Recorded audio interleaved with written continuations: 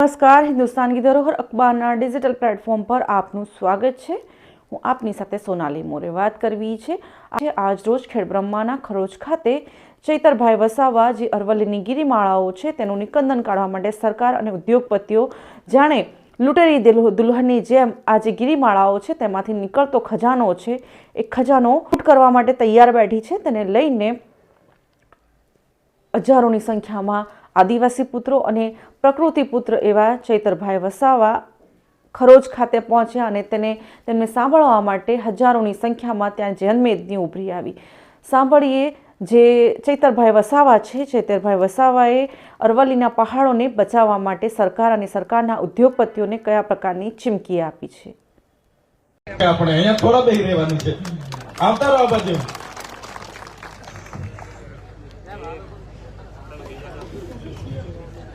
જય આદિવાસી, જય જોહાર।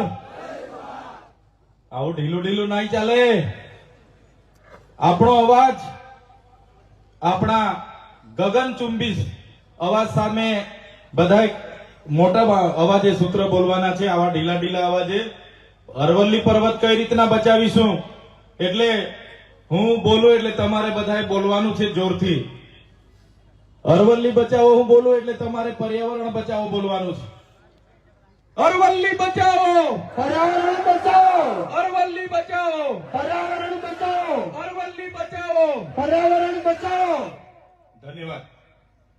આજના આ કાર્યક્રમમાં મંચસ્થ મારી સાથે ઉપસ્થિત આમ આદમી પાર્ટીના યુવા નેતા અને વિદ્યાર્થીઓના નેતા એવા યુવરાજસિંહ જાડેજા, સાથે આપણા ઝોનના પ્રભારી એવા બિપિનભાઈ ગામિતી, સાથે મારી સાથે ઉપસ્થિત થયેલા નર્મદા જિલ્લાના આમ આદમી પાર્ટીના પ્રમુખ એવા નિરંજનભાઈ વસાવા, સાથે આપણા સાબરકાંઠા જિલ્લાના પ્રમુખ એવા હિતેન્દ્રસિંહ પરમાર, સાથે અરવલ્લી જિલ્લાના આમ આદમી પાર્ટીના પ્રમુખ એવા રાજેન્દ્રસિંહભાઈ, સાથે આપણા ઝોનના સહપ્રભારી તરીકેની જવાબદારી સંભાળતા મારા સાથી મિત્ર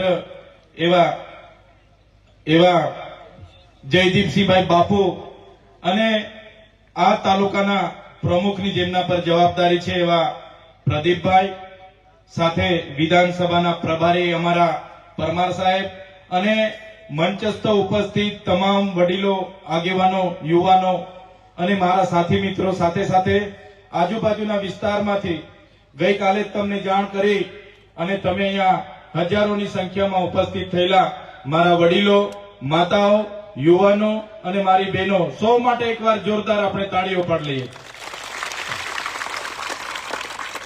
સાથે સાથે આપણી અરવલ્લી બચાવોની આ લડતને દેશ અને દુનિયા સુધી લઈ જવા માટે પોતાની ટીમ સાથે ઉપસ્થિત થયેલા મીડિયા મિત્રો માટે એકવાર જોરદાર તાળીઓ પાડી લો। સાથે આપણો કાર્યક્રમ ખૂબ સારી રીતે થાય, કાયદો અને વ્યવસ્થા જળવાય, એના માટે સવારથી જ પોતાનો બંદોબસ્ત અને પોતાની સેવા આપી રહેલા પોલીસ કર્મીઓ માટે જોરદાર તાળીઓ પાડી લો। સાથીઓ, આજની સભા તમે અમે જાણીએ છીએ। આજે તમે જોઈ લો, આદિ અનાદિ કાળથી 2-2.5 અબજ વર્ષની આપણી જે અરાવલ્લીની પહાડીઓ છે, એ પહાડીઓને બચાવવા માટે આપણે રોડ પર ઉતરવું પડ્યું છે। આ સરકારને સામેથી એવું દેખાય છે કે આ માત્ર પહાડ છે। સાથીઓ, આ માત્ર પહાડ નથી, આ એક ક્રાંતિકારી ભૂમિ છે। આ એ આપણી આસ્થા છે, આપણું અસ્તિત્વ છે, આપણી પ્રકૃતિ અને સંસ્કૃતિ સાથે જોડાયેલી આ પહાડોની યાદીઓ છે।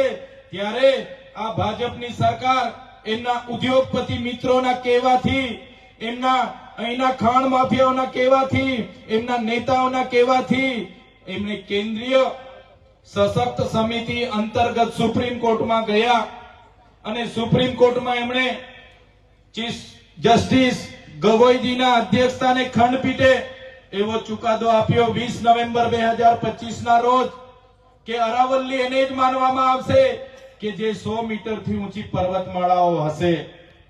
ત્યારે સાથીઓ, આ અરાવલ્લી ગુજરાત, રાજસ્થાન, હરિયાણા અને દિલ્હી નો આપણું કુદરતી કવચ છે। એને ખનીજ માફિયાઓને આપવા માટે 100 મીટરની વ્યાખ્યા બનાવવામાં આવી છે અને આ 100 મીટરની વ્યાખ્યામાં એમના ખનીજ માફિયાઓ, એમના ઉદ્યોગપતિઓ આવનારા દિવસોમાં આ વિસ્તારમાં આવે એના માટે આ સરકારે રેડ કાર્પેટ નાખી આપ્યા છે, રેડ કાર્પેટ પાથરી આપ્યા છે કે આવો તમે આ પહાડીઓને ડ્રિલિંગ કરો, ખનન કરો, આ નદીઓનો આ જળ જંગલ જમીન તમે લઈ જાઓ, તમે લૂંટો. એના માટે સરકાર એમના ઉદ્યોગપતિઓને અહીંયા બોલાવવા માંગે છે. ત્યારે આ સરકારને અમે કહેવા માંગીએ છીએ, આ પહાડો એ તમારી સરકારે બનાવેલા પહાડો નથી. આ પહાડો હજારો વર્ષથી અહીંયા અડીખમ ઉભા પહાડો છે. આ જંગલો તમારા જંગલ ખાતાએ સાચવેલા જંગલો નથી. આદિ અનાદિ કાળથી અમારા પૂર્વજોએ સાચવેલા આ જંગલો છે. એ જંગલો અમે ક્યારે લૂંટવા નથી દેવાના. તમે જોઈ લો, વ્યાખ્યા એવી કરી કે 100 મીટર ઊંચો પર્વત હશે એને જ અરાવલ્લી માનવામાં આવશે. 500 મીટરના અંતરમાં જે પહાડીઓ છે એ પહાડીઓને પણ અરાવલ્લીમાં સમાવેશ કરવામાં નહીં આવે અને એમને જંગલના નિયમોમાં લાગુ નહીં પડે, એમને સંરક્ષણ નહીં મળે. વિચાર કરો, આ જ ઉદ્યોગપતિઓની નજરો આપણા પહાડો પર આવેલી છે, આપણા પહાડો જંગલો પર પડેલી છે. ત્યારે સાથીઓ, આ પહાડોમાં માઇનિંગ થશે તો પર્યાવરણનો નાશ થશે, પ્રકૃતિનો નાશ થશે, પાણીનો નાશ થશે અને જે પણ હજારો જીવજંતુઓની પ્રજાતિઓ છે, પ્રાણીઓની પ્રજાતિ છે, વન્ય પ્રાણીઓની પ્રજાતિ છે, માનવ જાતિ માટે આવનારા દિવસોમાં અરવલ્લીની જે પણ અરવલ્લી પર અતિક્રમણ થવાના છે એ સમગ્ર માનવ જાતિ માટે ખૂબ મોટો આવનારા દિવસોમાં વિનાશકારી સાબિત થવાનો છે. ત્યારે એમને બચાવવા માટે આજે રાજસ્થાનના લોકો આગળ આવ્યા છે. આજે આ મંચ પરથી એમના માટે જોરદાર તાળીઓ પાડી લો. સાથે સાથે આ ક્રાંતિકારી અરવલ્લી અને સાબરકાંઠાની ભૂમિમાંથી એ રાજસ્થાનના, હરિયાણાના અને દિલ્હીના લોકોને અમે કહેવા માંગીએ છીએ કે અમે પણ ગુજરાતના તમામ વર્ગના લોકો અરવલ્લી પહાડોને બચાવવા માટે આવનારા દિવસોમાં ગાંધીનગર ખાતે અમે કૂચ કરવાના છે. ગુજરાત સરકારનું જ્યારે વિધાનસભા બજેટ વિધાનસભાનું સત્ર હશે ત્યારે બજેટ સત્રમાં અરવલ્લીના પહાડોને બચાવવા માટે આખા ગુજરાતમાંથી લાખો લોકો ગાંધીનગર તરફ કૂચ કરવાના છે. સાથે સાથે રાજસ્થાનના લોકોને કહેવા માંગુ છું, આપણી આ ધરોહરને બચાવવા માટે, આપણા પૂર્વજોએ સાચવેલા આપણા ઇતિહાસના બચાવવા માટે, આપણા આસ્થાના પહાડોને બચાવવા માટે જ્યારે રાજસ્થાન અને દિલ્હી અને હરિયાણાના લોકો દિલ્હી માટેનું આહવાન કરશે તો ગુજરાતમાંથી હજારો નહીં પણ લાખો લોકો અમે દિલ્હી પહોંચવા માટે પણ તૈયાર છે. અમે આ સરકારની નીતિ મંજૂર નથી. સરકારે વિકાસના નામે જે વિનાશ કર્યો છે ત્યારે આજે વિકાસના નામે આ પહાડો ઉદ્યોગપતિઓને આપવાની વાત છે. ત્યારે સરકારને કહેવા માંગીએ છીએ કે તમારા વિકાસથી હવે અમને દાજ લાગે છે, અમે દાજીએ છીએ. એટલે તમારો વિકાસ અમારી પ્રકૃતિના વિનાશથી થતો હોય, તમારો વિકાસ અમારા આદિવાસીઓના વિનાશથી થતો હોય, તમારો વિકાસ અમારી નદીઓના વિનાશથી થતો હોય, તમારો વિકાસ અમારા હવા પ્રદૂષણથી થતો હોય, તમારો વિકાસ અમારા વાયુ અને જળ પ્રદૂષણથી થતો હોય તો અમને તમારો વિકાસની જરૂર નથી. અમે એક પણ જમીન આપવાના નથી. અહીંયા નજીક કોટેશ્વર ધામ આવ્યું છે. આ કોટેશ્વરથી સરસ્વતી નદી નીકળે છે. આ અરવલ્લીના પહાડોમાંથી બનાસ જેવી નદીઓ નીકળે છે. અરવલ્લીનો પહાડ, એમાં રહેલા લાખો પ્રજાતિના વૃક્ષો અને આજે આ વાયુને સંતુલન કરે છે, ગ્લોબલ વોર્મિંગને સંતુલન કરે છે. સાથીઓ, આવનારા દિવસોમાં અરવલ્લીના પહાડો નહીં રહેશે તો આપણી નદીઓ પણ સુકાઈ જવાની છે, આપણા કુવાઓ પણ સુકાઈ જવાના છે, આપણા બોર પણ સુકાઈ જવાના છે, આપણને પીવાના પાણી પણ નથી મળવાના, સિંચાઈના પાણી પણ નથી મળવાના, અનાજ પણ આપણે નથી પકવી શકવાના અને માનવ જીવન પણ આ અત્યાચાર થાય છે. ત્યારે મારા વડીલો, મારા યુવાનો, મારી બહેનોને કહેવા માટે અમે આવ્યા છે, આ અરવલ્લી માટે માત્ર પાલનપુર, બનાસકાંઠા, સાબરકાંઠા કે અરવલ્લી જિલ્લાના લોકો એકલા નથી. જરૂર પડશે તો ગાંધીનગરમાં દક્ષિણ ગુજરાતના લાખો લોકોને પણ લાવવા માટેની તાકાત આપણે રાખીએ છીએ. આદિવાસી આ જંગલોમાં શાંતિથી જીવે છે. એમને કોરિડોરના નામે વિસ્થાપિત કરવામાં આવે છે, ડેમોના નામે વિસ્થાપિત કરવામાં આવે છે, રોડોના નામે વિસ્થાપિત કરવામાં આવે છે, રેલવેના નામે વિસ્થાપિત કરવામાં આવે છે, જીઆઈડીસી જીએમડીસી ના નામે વિસ્થાપિત કરવામાં આવે છે. અને હવે આદિવાસીઓના પહાડો પર આ સરકારની નજર છે. ત્યારે આ સરકારને પણ કહેવા માંગીએ છીએ, આ પહાડો તમારી સરકારે નથી બનાવ્યા, તમારા ઉદ્યોગપતિઓ નથી બનાવ્યા, તમારા ખનિજ માફિયાઓએ નથી બનાવ્યા. અમારા પહાડો તરફ તમે આંખ નાખશો તો તમારી આંખો કાઢી લેવા માટે પણ અમે તૈયાર રહીશું. જે જંગલ ખાતાના અધિકારીઓ એ પણ કાન ખોલીને સાંભળી લે. અમારા ખેડ બ્રહ્માના, પોસીનાના, અમારા પાડલિયાના, અમારા અંબાજીના, અમારા ભીલોડાના લોકો જંગલ જમીન ખેડીને પોતાનું જીવન નિર્વાહ કરે છે. એમણે જંગલની જમીનો મેળવવા માટે સરકારમાં દાવાઓ, અરજીઓ કરી છે. 10-10, 15 વર્ષથી આ જંગલ ખાતાના લોકોએ એમને દાવા, અરજીઓ મંજૂર નથી કરી. સનતો આજ દિન સુધી આપી નથી. અને અમારા લોકો જ્યારે પાક વાવણી કરે ત્યારે પહોંચી જઈને વાવેતરના નામે, વનીકરણના નામે અમારી બહેનોના ઘરો તોડવામાં આવે છે, અમારા લોકોના કુવાઓ પૂરવામાં આવે છે, અમારા લોકોને લાઠીચાર્જ કરવામાં આવે છે. ત્યારે આ જંગલ ખાતાના અધિકારીઓને પણ કહેવા માંગુ છું, તમારો જંગલ ખાતાનો સંરક્ષણનો ધારો અંગ્રેજોએ 1862માં બનાવ્યો હતો. તમારું જંગલ ખાતું 1927માં બનાવ્યું હતું. આદિવાસીઓ તો એ આદિ અનાદિ કાળથી આ જંગલોમાં રહી છે ને જંગલ સાચવેલા. ત્યારે તમારું જંગલ ખાતું પણ નહોતું. ત્યારે અમારા વિસ્તારમાં અમારા પૂર્વજો રહેતા હતા, અમારા કબીલાઓ, અમારા સરદારો હતા અને એમણે આ જંગલો સાચવેલા છે.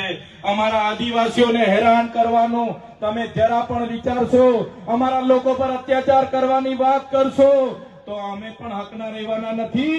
અમે જે દિવસે રસ્તા પર ઉતરી જઈશું તે દિવસે તમારું જંગલ ખાતું પણ અહીંયા હોટેલું નહીં મળશે. અમે જે દિવસે રસ્તા પર ઉતરી આવીશું એ દિવસે તમારા જંગલ ખાતા પણ અહીંયા હોદેલા મળવાના નથી. એ જંગલ ખાતાના અધિકારીઓ, એ ભાજપના નેતાઓના ઈશારે કામ કરનારી એ પોલીસ, એમને પણ અમે કહેવા માંગીએ છીએ, અમારા આદિવાસી સમાજ હોય, અમારા ખેડૂતો હોય, અમારા યુવાનો હોય, અમારી માતા બહેનો હોય, એમને હેરાન પરેશાન કરવાનું બંધ કરી દેજો.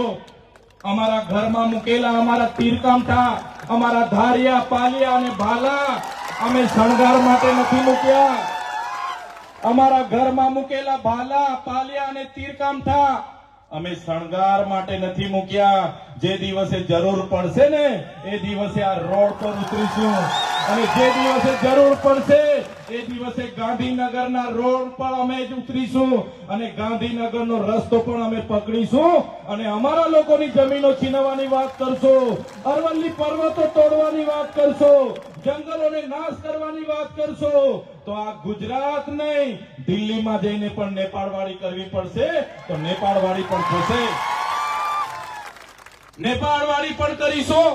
ક્યાં સુધી અમારા ખેડૂતની છાતી પર આવીને અમારા લોકોને તમે મારો છો, અમારી માતાઓની છાતી પર પગ મૂકીને અમારા ગામોના ઘરો તોડો છો, અમારી જમીનો છીનવો છો, અમારા પહાડોના નામે, અમારી પ્રકૃતિના નામે, અમારી સંસ્કૃતિને તમે છિન્ન ભિન્ન કરવાના પ્રયાસ નહીં કરો. અમને આદિવાસીઓને છંછેડશો નહીં. અમે જ્યાં સુધી શાંત છે ત્યાં સુધી શાંત છે. અમે સંવિધાનમાં માનનારા છે, સંવાદમાં માનનારા છે, પણ અમારા આદિવાસીઓને છંછેડશો તે દિવસે તમારા જંગલ ખાતા અને પોલીસ ખાતા પણ અહીંયા નજરે નહીં પડે. આ ભાજપની સરકારે હમણાં 3 દિવસ 4 દિવસ પહેલા લોકસભાના ગૃહમાં મનરેગાનું નામ બદલ્યું. આપણે કીધું મનરેગામાં કૌભાંડ થયા, મનરેગામાં ભ્રષ્ટાચાર થયા, મનરેગામાં કૌભાંડ થયા, મનરેગામાં ભ્રષ્ટાચાર થયા. એમના મંત્રીઓ, એમના તંત્રીઓ, બધા લોકો જેલો, એમના છોકરાઓને જેલો થઈ. ત્યારે આ ભાજપની સરકારે મનરેગાનું નામ બદલીને જી રામજી નામ રાખ્યું. જી રામજી નામ રાખ્યું. આપણા વડીલો બધા કહેતા હતા કે રામજી ભગવાન તો બધાના હૈયે વસે છે. સાચી વાત છે ને? રામજી તો હૈયે વસે છે અમારા બધાના. મનરેગાના નામ બદલવાથી તમારા કૌભાંડો અમે ભૂલી જવાના નથી, તમારા ભ્રષ્ટાચારીઓને અમે છોડવાના નથી. આજે રોજગારીના નામે જે પૈસા આવતા, ગ્રાન્ટ આવતી, એ ગ્રાન્ટો આ લોકોએ કૌભાંડો કરીને એમના ઘરો ભરી દીધા છે. એમના છોકરાઓ વિદેશોમાં ભણે છે અને આપણને આ લોકો જે પ્રકારે રોજગારી આપણી છીનવી લીધી, આપણા બાળકો કુપોષિત છે, શાળાઓમાં શિક્ષકો નથી, બાળકોને શિક્ષણ નથી, ત્યારે આપણે બધાએ જાગી જવું પડશે સાથીઓ. બંધારણની અનુસૂચિ 5 પૈસા એક્ટ 1996 એમાં આપણને પ્રાવધાન છે. એમાં પણ પૈસા એક્ટમાં પણ કહેવામાં આવ્યું છે ન લોકસભા ન વિધાનસભા, સબસે ઊંચી ગ્રામ સભા. ત્યારે ગ્રામ સભાના પાવરનો ઉપયોગ આવનારા દિવસોમાં આપણે કરવા માટે બધાએ સજાગ થઈ જવું પડશે. આપણા લોકો પૈસા એક નથી જાણતા, આપણા લોકો ગ્રામ સભાનો પાવર નથી જાણતા, અને બહારના લોકો આવીને આપણા ગામમાં આવીને આપણા લોકોને દંડાવાળી કરીને જાય છે. ત્યારે હવે એ દંડાવાળી વાળા કરવા વાળા લોકો સામે આપણે ગ્રામ સભાના પાવરનો તમે ઉપયોગ કરો. એ સીએમ હશે કે પીએમ હશે, એનો એસપી હશે કે આઈજી હશે, ડીસીએફ હશે કે ફોરેસ્ટર હશે, બધા સામે ગ્રામ સભાના પાવરનો ઉપયોગ કરો. એમને એમનું અક્કલનું ભાન આપણે અવડાવી દઈશું.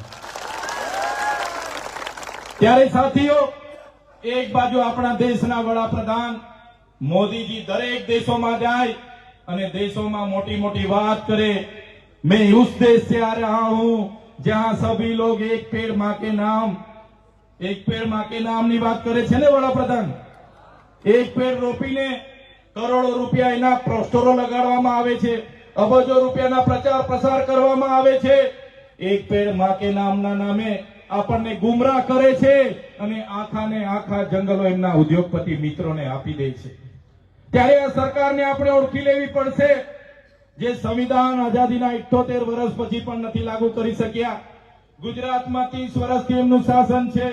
આપણી જનતાને માત્ર ને માત્ર ભય, ભૂખ અને ભ્રમ અને ભ્રષ્ટાચાર આપ્યો છે. આજે નાનામાં નાનો માણસ સામાન્ય કામ લઈને જાય, એના સાથે પણ અન્યાય થાય છે. એની સાથે કોઈ કામ કરવા માટે કમિશનો આપવા પડે છે. ત્યારે મારા સાથીઓ, મારા યુવાનો, લડતો ખૂબ લાંબી ચાલવાની છે. અરવલ્લી બચાવોની લડત પણ ખૂબ મોટી ચાલવાની છે. જંગલો જમીનોને બચાવવા માટેની લડત પણ લાંબી ચાલવાની છે. આપણા બાળકોની શિક્ષાની લડત પણ લાંબી ચાલવાની છે. યુવાનોના રોજગારની લડત પણ લાંબી ચાલવાની છે. ત્યારે મારા સાથીઓ, લડવા માટે અમે તમને આહવાન કરીએ છીએ. આમ આદમી પાર્ટીમાં તમે જોઈ લો, તમામ લોકો, આ ક્રાંતિકારી લોકો, આમ આદમી પાર્ટી એટલે ક્રાંતિમાંથી ઉદ્ભવેલી પાર્ટી. ત્યારે આમ આદમી પાર્ટીમાં તમને અમે આહવાન કરીએ છીએ, આવનારા દિવસોમાં કોઈ પણ મોરચે આ ગુજરાતની ભાજપની સરકાર સામે લડવું હશે તો આમ આદમી પાર્ટીના મંચ પર આવીને અમારી ટીમ સાથે સહકાર આપીને આવનારા દિવસોમાં ભારતીય જનતા પાર્ટીને સત્તામાંથી દૂર કરવું પડશે. સાથીઓ, આજે મેં અહીંયા ઉપસ્થિત મારા વડીલો છે, મારી માતાઓ છે, મારા યુવાનો છે, તમામ લોકોને હું કહેવા માટે આવ્યો છું, આ લોકોને આપણે સામાજિક લડતના નામે પહોંચી નથી વળતા. એ લોકો સત્તામાં બેઠા બેઠા આપણા તમાશાઓ જોઈ છે. આપણે લડેંગે જીતેંગે, જિંદાબાદ મુર્દાબાદ આવેદન નિવેદન આપીએ, એની આ લોકો મજાકો ઉડાવે છે. ત્યારે હવે આપણે બધાએ નક્કી કરી લેવું પડશે કે રાજનીતિથી કોઈ દૂર નથી ભાગવાનું. રાજનીતિમાં આવો અને જાહેર જીવનમાં આવીને આ લોકોને તાલુકા, જિલ્લા અને આવનારી વિધાનસભામાંથી દૂર કરો એવું આહવાન કરું છું. આ લોકો ક્યારે તમારી રક્ષા માટે, અરવલ્લી બચાવવા માટે કોઈ આપણી સાથે આવીને ઊભું નથી રહેવાનું. એમને તો એ કોન્ટ્રાક્ટરો સાથેની ભાગીદારી છે, ખનન માફિયાઓ સાથે હપ્તા ચાલે છે, એમના વાહનો એમાં મૂકેલા છે. એ ક્યારે તમને અરવલ્લી બચાવવા માટે કે આદિવાસીઓ બચાવવા માટે આવવાના નથી. ત્યારે કોઈ ચિંતા કરવાની જરૂર નથી. આમ આદમી પાર્ટીના ક્રાંતિકારી લોકો તમારી વચ્ચે છે. આવનારા દિવસોમાં ક્યાંય પણ કોઈ માતા બેન સાથે અન્યાય થશે, મારા ખેડૂતોમાં સાથે અન્યાય થશે કે મારા યુવાન ભાઈઓ સાથે, ચાહે વહીવટી તંત્ર અન્યાય કરે, ચાહે ભાજપના નેતાઓ અન્યાય કરે, આવનારા દિવસોમાં એ લોકોને પણ આપણે છોડવાનો નથી. ઈંટનો જવાબ પથ્થરથી આપણે આપવાનો છે. ત્યારે સાથીઓ, આજે તમે જોયું હશે, પોતાની નિષ્ફળતાઓ છુપાવવા માટે આ ભારતીય જનતા પાર્ટીની સરકારે આખું મંત્રીમંડળ બદલી નાખ્યું. આપણા વિસ્તારના પણ એક મંત્રીને એમાં લીધા છે, પણ આ મંત્રી કઈ તમારા માટે કરવાના નથી. એ મંત્રી તો ચાવીવાળા રમકડા છે, માત્ર ડુગડુગી જેવું ફરવાના છે. એ મંત્રી તમારા કોઈના કામ કરવા માટે તમને મળવાના નથી. એમના આકાઓ દિલ્હીમાં બેઠા છે. થોડી ઘણી સરકાર દિલ્હીથી ચાલે છે, થોડી ઘણી સરકાર અધિકારીઓથી ચાલે છે. અને આ હું તો કહેવા માંગુ છું, આ લોકોએ મંત્રીમંડળ આખું બદલ્યું એમનો વિરોધ પાડવા માટે, એમનો વિરોધ શાંત કરવા માટે. પણ એ સરકાર ભલે મંત્રીમંડળ બદલે, એનાથી આપણને ફેર પડતો નથી. આપણે બધાએ 2027માં આખી નાખી સરકાર બદલી કાઢવાની છે. આખી નાખી સરકાર બદલી કાઢીશું. ત્યારે આજે તમને શું લાગે છે? આ સરકાર ચાલે છે, કોઈ સરકાર બરકાર ચાલતી નથી. આજે તો દિલ્હીથી બધું ચાલે છે અને સરકારમાં રહેલા મંત્રીઓ એ સર્કસની જેમ ત્યાં પોતાનું પાત્ર નિભાવે છે. કોઈ સરકાર ચાલતી નથી. આપણી સરકાર, આપણી ગ્રામ સભાનો પાવર છે.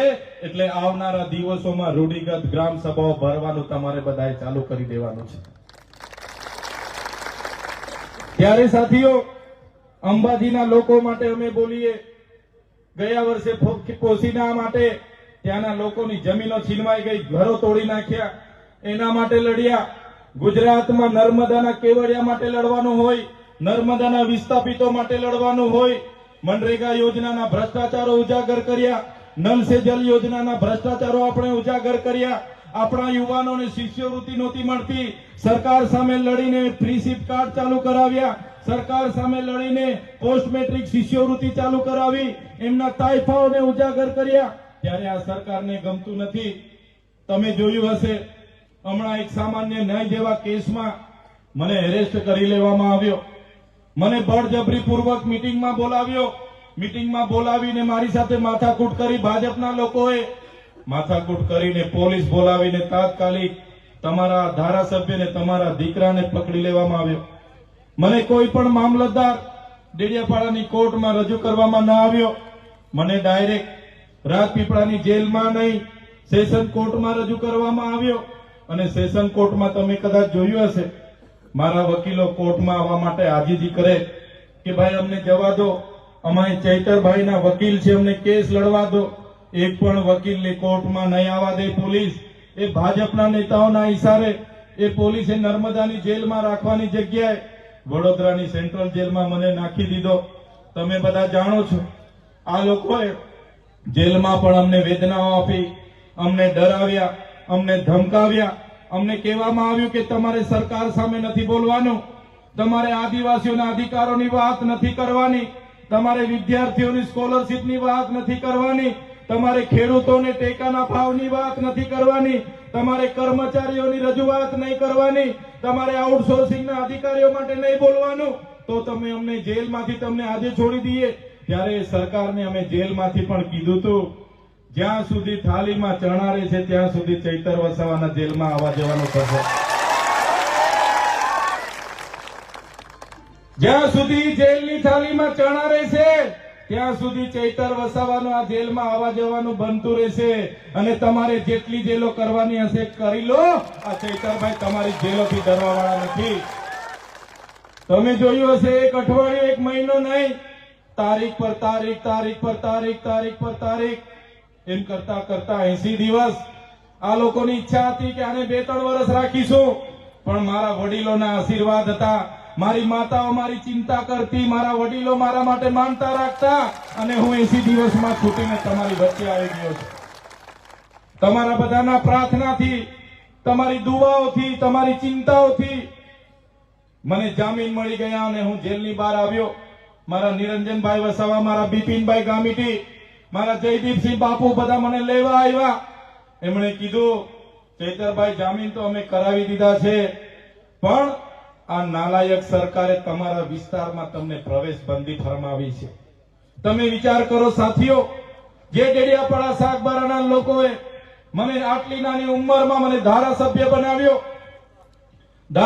બનાવ્યો અને એમના કામ માટે મારું તા કાર્યાલય પણ છે, ત્યાં એમના કામ નહીં કરી શકું, એમના સુખમાં ને દુઃખમાં ઉભો રહી નહીં શકું, એમના ઘરે જઈ નહીં શકું, ત્યાં મારું ગામ છે, મારું ઘર છે, મારો પરિવાર છે, એમને મળી નહીં શકું.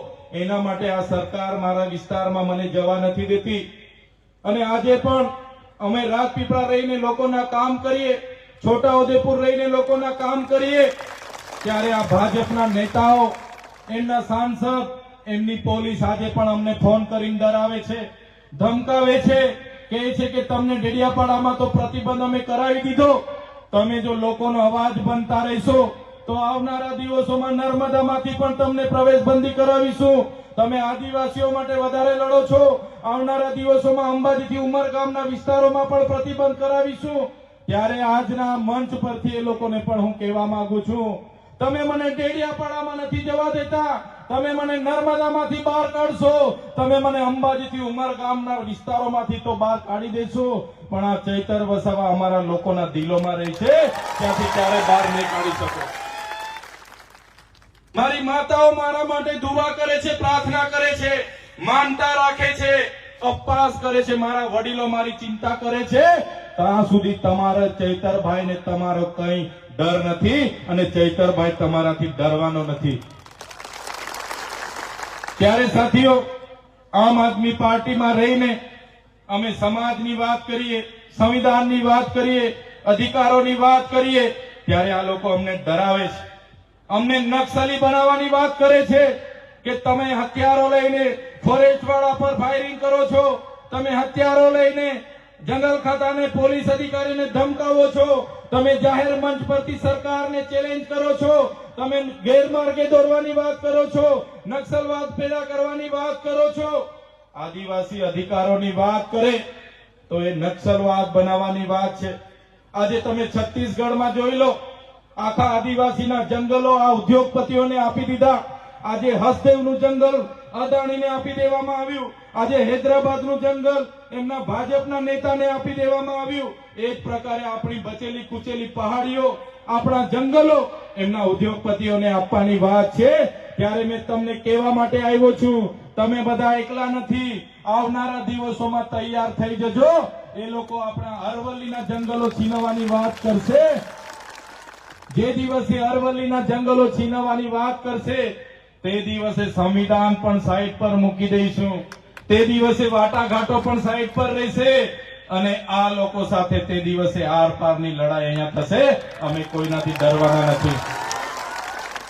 અમે અમારા ગુરુ ગોવિંદજીનો ઇતિહાસ વાંચ્યો છે, અમે અમારા પૂંજા ભીલનો ઇતિહાસ વાંચ્યો છે, હલ્દી ઘાટીના મહારાણા પ્રતાપનો અમે ઇતિહાસ વાંચ્યો છે, અમારી ઝલકારી બાઈનો ઇતિહાસ અમે વાંચ્યો છે, અમારા રાજા વસૈયાનો ઇતિહાસ અમે વાંચ્યો છે, ડુંગરપુરના ડુંગરા ભીલનો ઇતિહાસ અમે વાંચ્યો છે, અમે બિરસા દાદાનો ઇતિહાસ અમે વાંચ્યો છે, રૂપસિંહ નાયકનો ઇતિહાસ અમે વાંચ્યો છે, ખાજ્યા નાયકનો ઇતિહાસ અમે વાંચ્યો છે, ટાટિયા મામાનો ઇતિહાસ અમે વાંચ્યો છે. અમારા પૂર્વજો ગોરા અંગ્રેજો સામે નથી ઝૂક્યા, તો અમે તો તમારા કાળા અંગ્રેજોને અહીંયા ઘૂસવા પણ નહીં દઈએ.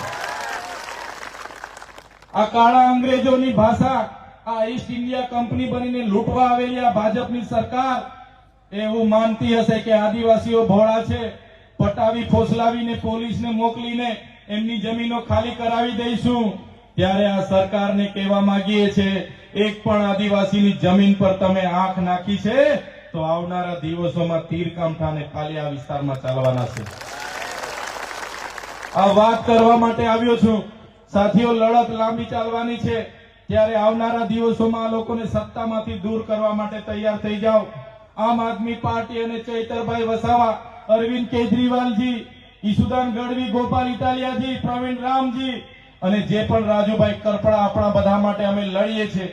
બિપિનભાઈ ગામેટી હોય, અમારા પરમાર સાહેબ હોય, અમારા રાજેન્દ્રસિંહ હોય, અમારા જયદીપસિંહ બાપુ હોય, અમે હર હંમેશ વિદ્યાર્થીઓ માટે રાતે પણ ઉભા હોઈએ છીએ. ત્યારે મારા યુવાનોને આહવાન કરું છું, આવનારા તાલુકા જિલ્લા માટે કોઈ પણ પાર્ટીનો સંબંધ અને શરમ છોડી દો, કોંગ્રેસનો સંબંધ છોડી દો, ભાજપની શરમ છોડી દો અને આવનારી તાલુકા જિલ્લા માટે લડવા માટે તૈયાર થઈ જાઓ અને લડીને જીતીને બતાવી દો. આમના પરથી સત્તા ખોચી લો. આમનો જીવ પેલા રાજાનો પોપટમાં જીવ હતો, એ પ્રકારનો આમનો જીવ એમની ખુરશીમાં છે. તે દિવસે તમે ખુરશી છીનવી લેશો, આ લોકો ફફડી ફફડીને મરી જવાના છે. એના માટે તૈયાર થઈ જાઓ. નેતૃત્વ પૂરું પાડવા માટે અમે આવ્યા છે.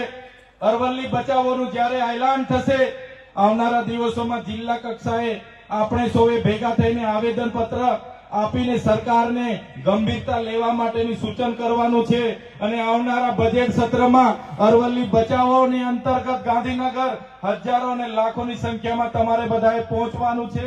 એ વાત કરવા માટે અમે તમારી વચ્ચે ઉભા છે. ત્યારે સાથીઓ, આ પ્રકૃતિ છે, આ સંસ્કૃતિ, આ પર્યાવરણ, આપણા પાણી, આપણા જીવજંતુ, આપણી પ્રજાતિને બચાવવા માટે આજે સૌ તમે પોતાનો સમય આપીને અહીંયા ઉપસ્થિત થયા છો. ત્યારે હું તમને ખાતરી આપું છું, હું તમને આશ્વાસન આપું છું, આ જ પ્રકારે તમારો સહકાર, આ જ પ્રકારે તમારા આશીર્વાદ મળશે તો આવનારા દિવસોમાં આ એમના ઉદ્યોગપતિઓને, એમની સરકારને આપણા જંગલ તરફ આપણે ઘૂસવા નહીં દઈએ ને નહીં દઈએ.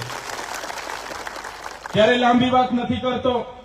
ટૂંક સમયમાં જ મારે આ વિસ્તારની મુલાકાત લેવાનો અવસર મને મળ્યો અને તમને જાણ કરી ગત રોજ. અને આજે તમે હજારોની સંખ્યામાં સ્વયંભૂ અમને સમર્થન કરવા માટે અહીંયા ઉપસ્થિત થયા છો. ત્યારે મારા વડીલો, મારી માતા તુલ્ય, મારી માતાઓ, મારી બહેનો, મારા મિત્રો, મારા ભાઈઓ, સૌને હું જોહાર નમન કરું છું. અને આ જ રીતે તમારો સહકાર, તમારા આશીર્વાદ અમને આપતા રહેજો. તે જ મારું તમારો સહકાર, એ જ અમારી હિંમત છે, તમારો સાથ એ જ અમારી તાકાત છે. એટલા માટે જ અમે લડીએ છીએ અને લડતા રહીશું. એ જ વિશ્વાસ સાથે આપ સૌએ અમને સાંભળ્યા, અમારું સ્વાગત કર્યું અને સન્માન કર્યું. એ બધાનો ખૂબ ખૂબ આભાર માની વિનમું છું. ધન્યવાદ. જય આદિવાસી, જય જોહાર, જય ભીલ પ્રદેશ. चैतन्य तुम आगे बढ़ो, हम तुम्हारे साथ हैं. चैतन्य तुम आगे बढ़ो,